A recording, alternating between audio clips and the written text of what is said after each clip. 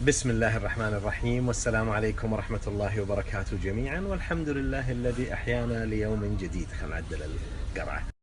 اليوم موضوعي عن مزيلات العرق أو حقات الريحة العرق، سموها اللي تسمونها. وش الأنواع المستخدمة طبيا؟ جسم الإنسان يتخلص من السموم في 4 مناطق بالجسم، غير العرق العادي اللي يطلع من صدرك وظهرك، موضوع ثاني هذا. المواقع هذه خلف الأذن، خلف الركبة، بين الأفخاذ، وتحت الإبط، يخرج السموم اللي بالجسم، وأغلبية السموم تخرج من تحت الإبط. هذه الأغلبية العظمى. الديودرنتس هذه حقات العرق 90% منها تغلق المسامات وتخلي جسمك يحتفظ بالسموم، والسموم تنحبس في العقد الليمفاوية في الإبط، والنساء يصيب لهم والعياذ بالله سرطان.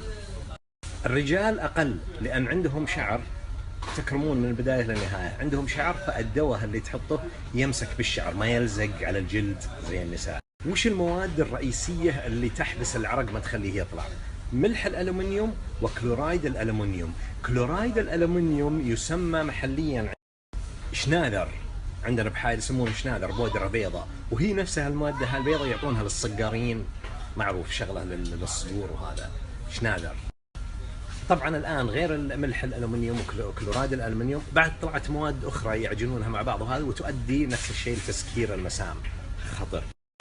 أنا الآن في أحد البقالات الكبيرة معروفة، وعندهم قسم كبير حق هالمواد. للأسف أني لم أجد إلى الآن مزيل عرق لا يحتوي على هالمواد المسرطنة، كلها تحتوي عليه. بعلمكم وش اللي يكون مكتوب على هالمواد هذه اللي فيها حجب العرق، اللي تحجب العرق. بوريكم الحين بس، هذول مثال من مليون مثال، وبوريكم انواع كثير. انا ما اسوي دعايه مضاده لهذا، لا، لكن الجميع مكتوب انتي بريسبيرانت.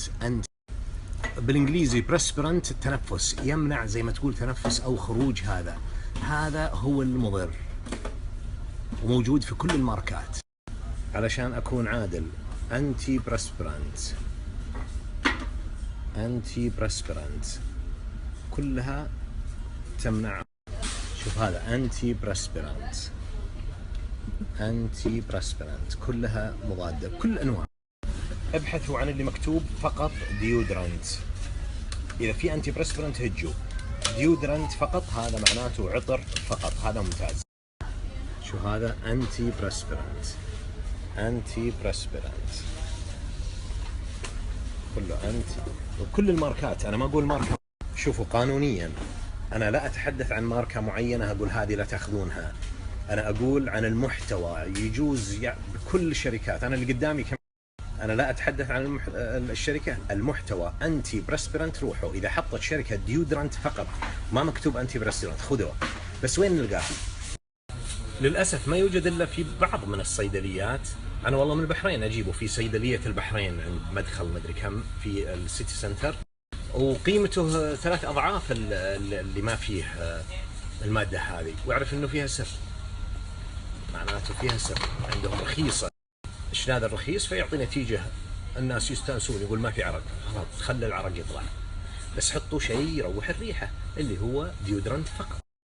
أصلا بالعقل كاتبين عليه انتي يمنع التعرق.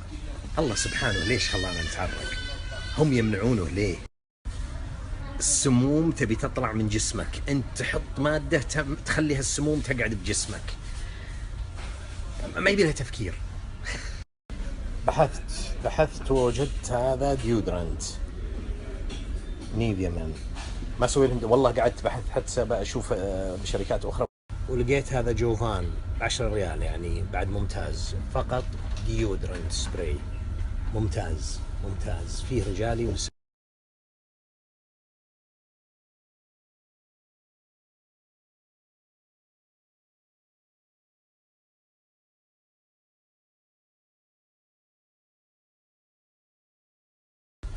أتمنى أني أفدت، والآن أستودعكم الله الذي لا تضيع ودائعه، أنتم وكل من تحبون.